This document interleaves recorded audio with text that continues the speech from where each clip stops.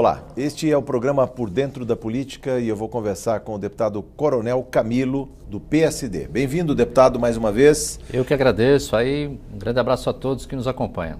Prestando contas de mandato, deputado, vamos falar da questão dos bombeiros. Assistimos recentemente mais um incêndio na cidade de São Paulo, inclusive com desabamento de um prédio de 60 anos, que era um marco no centro velho de São Paulo, até pela arquitetura destacada que tinha. E a gente viu a presença, o trabalho dos bombeiros dia e noite trabalhando. Vamos falar um pouco sobre a valorização deste profissional. Então vamos lá. Primeiramente, parabenizar o Bombeiro de São Paulo. Não tem como lamentar as vítimas dessa grande tragédia no centro de São Paulo, mas parabenizar o trabalho desses homens, dessas mulheres que integram o Corpo de Bombeiros. E eu fiz um projeto justamente para ajudá-los, né? Muita gente não sabe, mas os hidrantes, muitos deles não funcionam na cidade de São Paulo. Que dirá, né, no centro, que dirá mais para a periferia. Sim. Então nós temos um projeto a pedido do próprio Corpo de Bombeiros. Esse projeto já vinha sendo trabalhado, né, e agora aproveitamos aí esse momento até para finalizá-los e apresentar. Esse projeto ele determina, né, que qualquer novo empreendimento se pense nos hidrantes. Sim. Seja um loteamento, seja um empreendimento novo, sejam modificações em grandes áreas residenciais ou comerciais, né, e até industriais, que seja revista a planta de hidrantes. Além disso também, esse projeto obriga as concessionárias de água da cidade, né, no caso aqui de São Paulo, a Sabesp, a cuidar dos hidrantes. Disponibilizar não só o equipamento, mas a água. Porque muitas vezes a gente vê o hidrante e não tem água suficiente. Aconteceu ou isso. Não tem pressão, né? Aconteceu isso nessa ocorrência. Nessa ocorrência do Largo do Paissandu, tivemos problema com água, né? O bombeiro teve problema lá teve que até dar uma reduzida no gasto de água por falta de pressão, por causa dos hidrantes. A manutenção dos hidrantes, né? Que tem que ser uma responsabilidade de quem fornece água, né? Então esse projeto, ele faz com que qualquer empreendimento novo tenha, qualquer reforma tenha, e o que é mais importante, que a companhia de água cuide dos hidrantes. E mais uma coisa que no interior, né, acontece muito, quando se usa água do particular, né, para que ele não se cobre essa água, né? Às vezes não tem hidrante na rua, pega a água do particular, acaba usando para combater um incêndio numa mata, por exemplo, que esse particular fique isento, né, do pagamento daquela água. Isso fica responsabilidade do próprio Estado. Sim. Então esse projeto agrega valor a esse grande trabalho, né? Fora tudo que o bombeiro já passa, né, todas essas diversidades, né, essa adversidade, desculpa, que ele tem aí numa ocorrência como essa, ainda tem que enfrentar esse problema da água, né?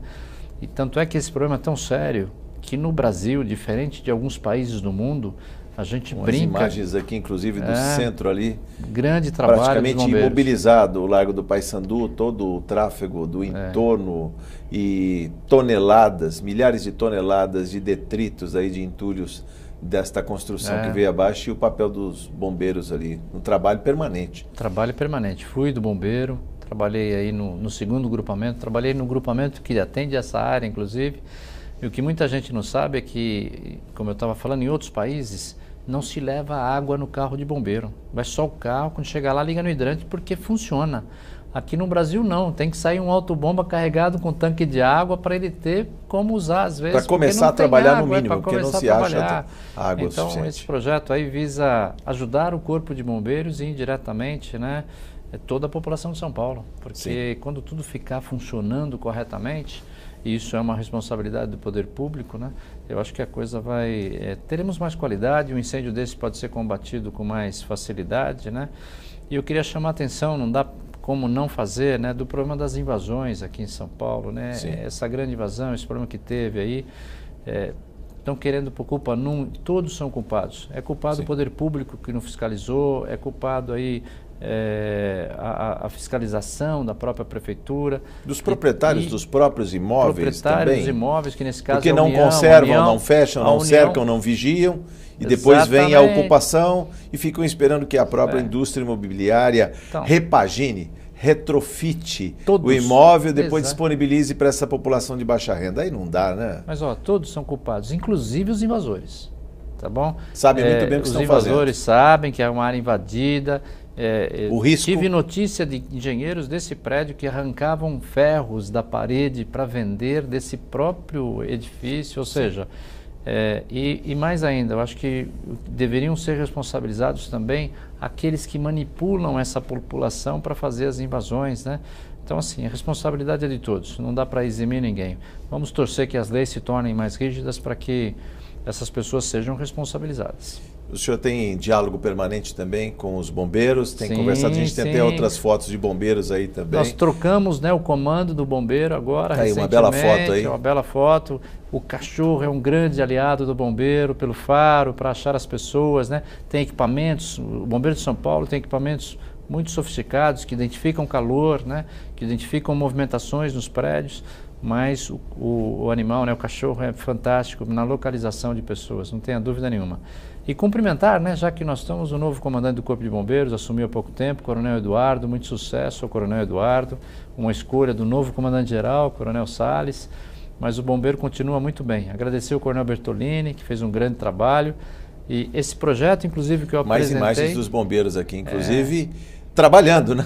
Trabalhando, olha, é um trabalho fantástico, um trabalho que agrega e que dá muito orgulho à população de São Paulo, né? O bombeiro de São Paulo assim, sou suspeito, mas na minha opinião, talvez seja o melhor bombeiro do Brasil e um dos melhores do mundo, né? Preparado e equipado também. Equipado, estudiosos. Ele só tem um pouquinho de falta de efetivo que eu espero que o nosso governo resolva. Hoje são aproximadamente quantos bombeiros para todo o estado de São Paulo? Menos de 10 mil bombeiros? Menos de 10 mil. São 9 mil bombeiros.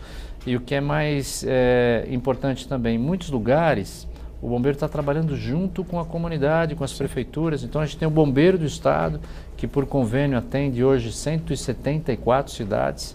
Algumas cidades não têm bombeiro, ou às vezes tem um bombeiro nosso junto com bombeiros civis. E tem algumas cidades do interior do estado que tem um bombeiro voluntário, né? Parabéns a todos esses bombeiros voluntários.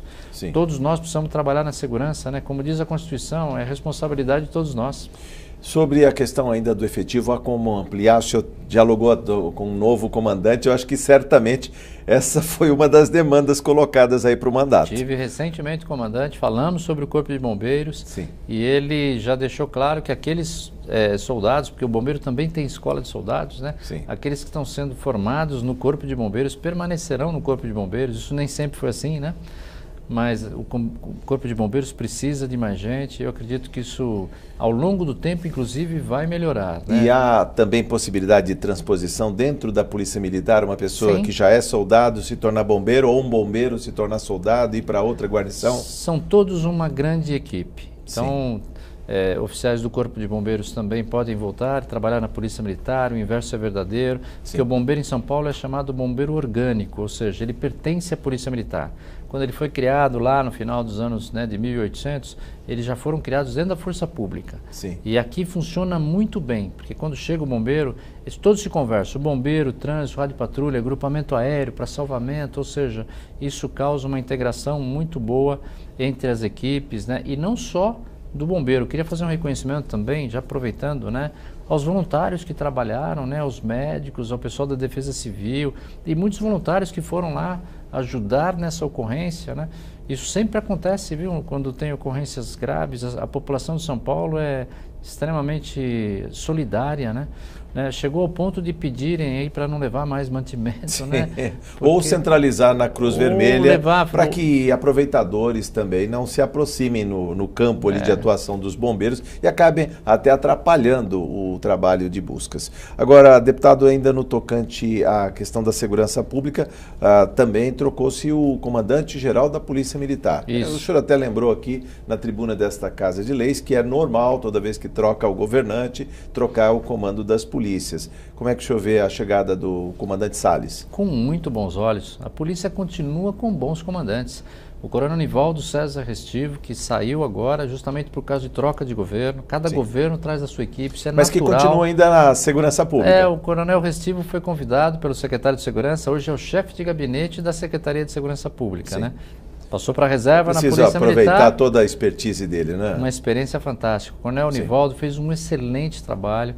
A tropa gostava muito dele como comandante, ele era amigo de todos, da tropa, agregou muito a tropa, agregou muitos coronéis. O senhor trabalhou com ele também, o senhor foi comandante dele, né? Quando eu era comandante... De 2009 a 2012, o deputado Coronel Camilo foi comandante-geral da Polícia Militar do Estado de São Paulo, é isso? 2009 e 2012. Isso. Quando eu era comandante, ele era ajudante de ordens do secretário. Nós tínhamos o secretário de Segurança, Dr. Ferreira, eu era comandante-geral e o Nivaldo, aquela época, capitão, depois major, né? Ele era ajudante de ordens do secretário de Segurança lá em 2009. A gente já o conhecia, mas a nossa amizade só aumentou, ele fez um bom trabalho e graças ao trabalho dele dentro da polícia, comandou o choque, comandou o trânsito, comandou a região sul de São Paulo, muito carente lá, o CPA-M10, a região bem do sul lá da capital aqui, foi muito bem, por isso que ele foi convidado a ser comandante-geral e fez um bom trabalho. Agora eu queria falar um pouquinho do outro também, Coronel Salles, Marcelo Vieira Salles. E também, quando eu era comandante-geral, o Coronel Salles era ajudante de ordens do governador do estado. Ele também fez um grande trabalho, profissional de primeira, dedicado, amigo da tropa. Conhece também as ruas? Já esteve na linha de frente? Conhece, trabalhou muito tempo na cavalaria, trabalhou no choque. Na cavalaria? Comandou, inclusive, a cavalaria, mas trabalhou na cavalaria como tenente, como capitão. Depois, como coronel, já comandou a região oeste aqui, a área do M5, aquela região ali que cobre o Palácio do Governo, Pacaembu, Morumbi, uma área difícil, né? Uma área muito política e com muitos problemas também, né? Paraisópolis, né? Tem muita... Então ele tem uma boa experiência como comandante. Fez um bom trabalho lá, tanto é que foi... O senhor estava também durante a posse, foi lá desejar sucesso? Fui na posse, desejei sucesso, né? Parabenizei o Nivaldo que estava saindo, desejei sucesso ao Salles. E ele já está fazendo, né? Ele já está fazendo aí muito sucesso na corporação, porque ele está valorizando a tropa. Ele está valorizando, que foi também o objetivo principal de quando eu comandei a PM. Pois é, uma linha, se pode falar que é um plano diretor, vamos dizer. O comandante sempre traça um plano de comando, aliado aí, lógico, atrelado aos planos estratégicos do governo. Ele cria um plano para o tempo que ele vai ficar no comando. Eu tive como objetivo principal a valorização. Coronel Salles também tem a valorização como objetivo principal. Isso dá resultado. Sempre que a gente trabalha nas pessoas, que a gente valoriza as pessoas, nós trazemos sempre um bom resultado para o serviço. Seja no serviço público, seja no serviço privado, que a gente chama de colaboradores, né? Sempre que a gente prestigia, dá dignidade, dá condições de trabalho e reconhece o trabalho, ele sempre sai um bom trabalho.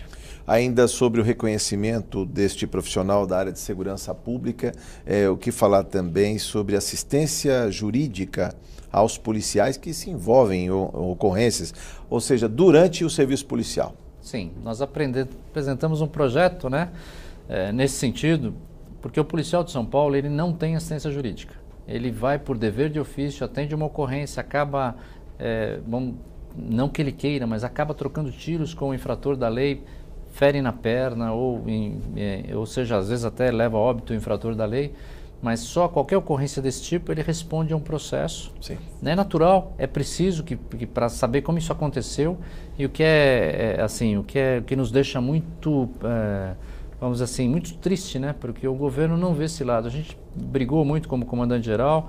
O policial tem que contratar um advogado, ele vai trabalhar no serviço e contrata um advogado para se defender de um ato de serviço. Há muito tempo atrás existia na Caixa Beneficente os advogados que defendiam os policiais. Eu tentei na Procuradoria-Geral do Estado, não foi possível. Tentei na Defensoria, também não foi possível. Não é possível na Defensoria, na Procuradoria de Assistência Judiciária, né? Infelizmente. PAJ, né? Isso ligado exatamente. Na minha visão, um dos dois poderiam fazer. A Defensoria, só para ter uma ideia, na União, a Defensoria defende os militares. Já são advogados pagos pelo Estado. Aqui em São Paulo isso não acontece. Trabalho em duas linhas. Esse projeto que a gente apresentou, que vai permitir ao policial, se autorizado pelo governo, né, ele vai ser ressarcido. Ele contrata o advogado, é lógico, não vai ser ressarcido pela tabela da OAB. Ou seja, um advogado, não posso contratar lá um advogado que cobre o que quiser. Pela tabela da OAB para que ele seja ressarcido do que ele gastou.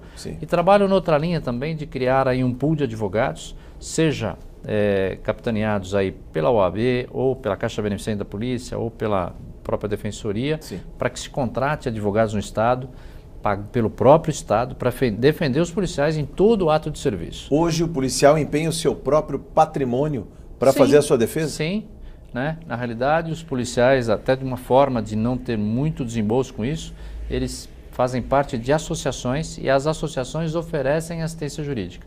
Nem sempre é da forma que nós gostaríamos que fosse. Então o projeto, ele nada mais faz do que fazer justiça com o policial. Esse projeto que a gente apresentou, ele gastou com o advogado num ato de serviço, ele vai lá e é ressarcido por esse valor, ou pelo menos parcialmente pela tabela da OAB. Como a tropa recebeu essa proposta? Muito Porque muitos já passaram por isso e outros estão sujeitos agora, nesse momento. Eu vou te falar uma curiosidade. Muitos, inclusive o comandante-geral da Polícia de São Paulo. Eu recebi uma representação, na realidade uma não, recebi umas 3 ou 4 representações, né, por questões de atos que eu pratiquei como comandante-geral. E moveram ação pública. Quando é uma ação pública, a PGE não te defende, a Defensoria também não te defende. Porque é interesse difuso, vamos dizer assim. Porque eles sempre trabalham no polo ativo. Exato. Contra o agente que praticou qualquer ato. Como eu pratiquei um ato em serviço, eu contratei um advogado como comandante-geral para me defender de um ato que eu fiz como comandante. Então, assim, e o policial, que é aquele factual ali, né, no dia a dia, pior ainda, porque são 15 mil ocorrências por dia. Você que nos acompanha, a Polícia de São Paulo recebe perto de 150, né, 1000 ligações por dia no 90. 150 mil, 10% disso gera ocorrência policial, gera o despacho de uma viatura. Então 15 mil ocorrências, pelo menos aí uma boa parte dessas, infelizmente, tem confronto. Não porque o policial quer, mas porque a pronta resposta é grande, chega rápido, pega o infrator ainda em flagrante, tem lá a troca de tiros, infelizmente, e alguém sai ferido, e o policial tem que se defender. Então todos estão sujeitos a isso, por isso que esse é um reconhecimento. Falamos disso com o governador Márcio França, né, numa visita que tivemos recentemente. A ideia é fazer com que o policial fique livre desse ônus que é causado pelo serviço. Não é ele que quis. Nós não estamos falando para defender o policial num ato fora de serviço, numa discussão com o vizinho, nada disso. É uma ocorrência policial que ele foi atender por alguém ligou 90 e ele precisa ser ressarcido disso. Deputado, sobre a questão das calúnias aí, mais um ponto vamos explicar aí para o nosso telespectador primeiro o que vem a ser esse outro embate do seu mandato aí, a defesa intransigente. Quando alguém aí, nos agride, sim, nós vamos lá, nós pedimos indenização, nós movemos uma ação de danos morais, né? Sim. E quando agride um policial em serviço? Que é o Estado incorporado que é o ali. Estado, é o Estado fardado. É o Estado fardado, né? O governador Márcio França usa uma expressão que eu achei muito feliz, essa expressão. Ele fala que o policial é a extensão da bandeira do Estado na ponta da linha.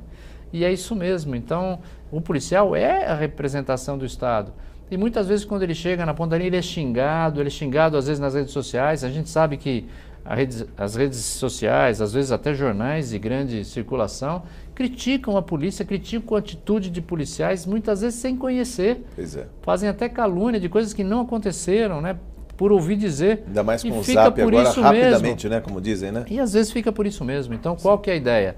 Nesse caso não é um projeto, é uma indicação para que todos saibam, é uma sugestão que o deputado faz ao governo do Estado. É uma indicação para que em todos os casos em que se exagerou, né, a liberdade de expressão ultrapassou o seu limite, passou a ser uma agressão por palavras a qualquer policial, a polícia militar ou a qualquer policial, a Corregedoria faça uma representação para a Procuradoria-Geral do Estado e se mova uma ação contra quem fez essa calúnia, essa difamação, contra quem praticou aí essa agressão por palavras a um policial ou à própria Polícia Militar.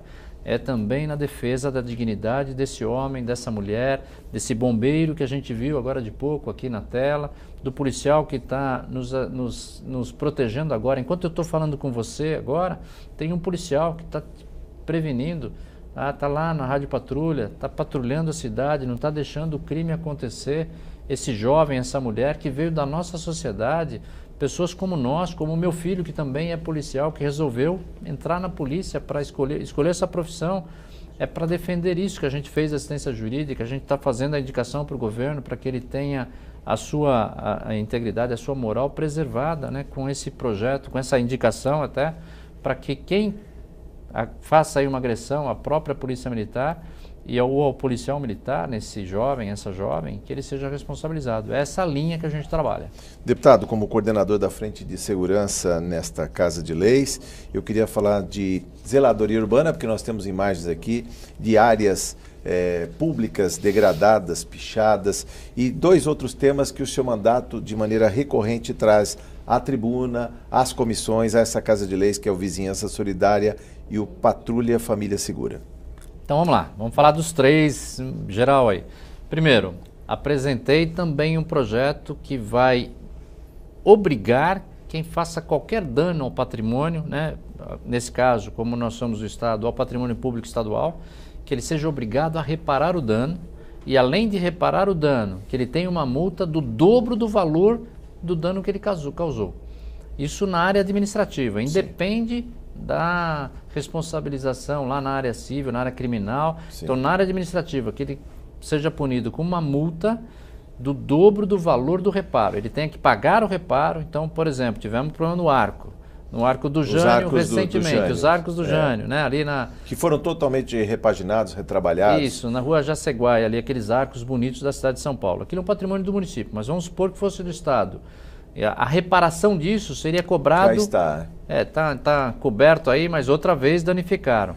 Reparação... Coberto até para que não estimule outros pichadores. Exatamente. Vamos falar de teoria das janelas quebradas, né? Sim. Tem que manter um ambiente sadio, limpo. Então, nesse caso aí, o reparo seria pago por quem fez aí, né? Desde, lógico, de que ele seja pego. Por exemplo, sim, lá o que aconteceu no pátio do colégio. No pátio do colégio, foi identificado. Então ele teria que reparar e uma multa o dobro do reparo também. Além de pagar o reparo, mais uma multa pelo dobro. O senhor está propondo não só justiça, mas, digamos, deputado, uma via rápida para que administrativamente os cofres públicos não sejam sangrados, né? Sim. A pessoa vai lá, ele vai pagar até com a mão de obra, se ele não puder arcar com o custo da tinta que ele vai ter que reparar, mas seria o caso. A verdade é assim, nós precisamos diminuir a impunidade para tudo, para os atos de vandalismo também. Sim. Isso aqui porque a multa administrativa ela é rápida. Sim. O processo na área civil, na área criminal demoram. Sim. Isso causa até um sentimento de impunidade. Eu fiz e não vai dar nada. Sim. A multa não, é rápido, sente no bolso e vê que, olha, não posso fazer isso. E desestimula os demais, sem sombra de dúvida. Sim, essa é a primeira coisa. Segundo aí é essa parte da Patrulha Família Segura. Isso é um projeto fantástico. Começou lá no Vale do Ribeira, na região de registro, né, do 14º Batalhão. É uma patrulha que faz a Lei Maria da Penha ser de fato executada. A Polícia Militar, uma patrulha formada por um homem e uma mulher, visitam a família, né, da mulher agredida, das crianças, na realidade da violência doméstica. Sim. E também visita o infrator. Então, naquela região onde se implantou, né, tem lá uns 5, 6 municípios que já implantaram, né, a Patrulha Família Segura, que eu fiz um projeto para isso se transformar num programa do Estado de São Paulo. E que pode ser espraiado para muitos outros municípios, todos. A ideia, né, de fazer um programa... Porque violência doméstica não escolhe. Todos eles, ou seja, a gente tem a Lei Maria da Penha, muitas vezes não é aplicada. Nesse caso, a polícia faz aplicar e o mais bacana de tudo isso, quase 100% de êxito, ou seja... quase não há reincidência onde ela foi implantada. Tá? Vigilância? E por último, Vigilância Solidária. Esse é um projeto que eu divulgo com muita vontade de que todos apliquem isso no estado todo. É um projeto que dá certo. Por quê? Porque envolve a participação do cidadão. Vizinhança solidária, montar um grupo, aumentar o sentimento de pertencimento daquela rua, daquele quarteirão, as pessoas se cuidarem, ver quem está chegando, quem está saindo, usando 4 conceitos. Primeiro conceito, de pertencimento. Saber que a rua é sua e que eu tenho que cuidar. Sim. Segundo conceito, não ser indiferente. Ou seja, o que é cuidar? Não é lá consertar qualquer problema ou tentar pegar um agressor, mas sim ligar para a polícia, ligar para a companhia de água, de luz, o que tiver de problema. Ou seja, não ser indiferentes, agir. Terceiro, conceito de vizinhança. Né? A nossa família está muito mais próxima, às vezes, do vizinho do que da gente, que a gente trabalha. Né? Claro, então, conhecer o vizinho, não para ver o que ele tem na geladeira, mas conhecer o vizinho para saber que ele é meu vizinho, para conhecer, cumprimentar o meu vizinho, que é o conceito aí da vizinhança. E, por último, solidariedade. As pessoas se ajudarem, criar um ambiente melhor naquela rua, naquele bairro. Isso pode ser, começa com o WhatsApp, depois pode evoluir para as câmeras de monitoramento. Sim. E essas câmeras até com integração com o Detecta da Polícia de São Paulo. Projeto vitorioso, quem quiser conhecer tem no meu site, coronelcamilo.com.br, tem no site da Polícia Militar de São Paulo. Deputado, para encerrar, nesses menos de 2 minutos que nos restam, a questão da CPI Etos Condep, o senhor apresentou recentemente o relatório. Eu queria que o senhor falasse, fizesse uma consideração breve, que a gente pudesse falar também deste trabalho parlamentar. Então vamos lá. Condep, Conselho de Defesa dos Direitos da Pessoa. Excepcional, precisamos disso, é um grande conselho da Secretaria de Justiça, mas infelizmente teve um problema sério, com o seu vice-presidente envolvido com o crime organizado. Então nós fizemos a CPI, o Coronel Telhada presidiu, sou relator, fui relator da CPI, apresentei o relatório e sugerimos modificações importantes para o Condep. Primeira delas, triar quem vai fazer parte do Condep. Segundo, criar internamente uma comissão que faça uma auditoria permanente às funções do Condep. Terceiro, que o Condep, os seus membros não possam agir sozinho. E quarto, para que o governo dê condições financeiras para o Condep, para que ele tenha autonomia para que execute as suas ações. Ou seja, foi uma CPI propositiva, chegou a um bom termo, cumpriu o prazo o órgão, e para fortalecer o Condep e evitar que tenha envolvimento crime como aconteceu. Foi uma CPI que, na minha visão, chegou ao seu resultado com muito resultado. Muito bem. Deputado, muito obrigado por sua entrevista. Foi um prazer conversar com o senhor. Volte mais vezes. Eu que agradeço. Um grande abraço a todos. Eu conversei com o deputado Coronel Camilo, do PSD. Você ficou por dentro da política. Muito obrigado por sua audiência.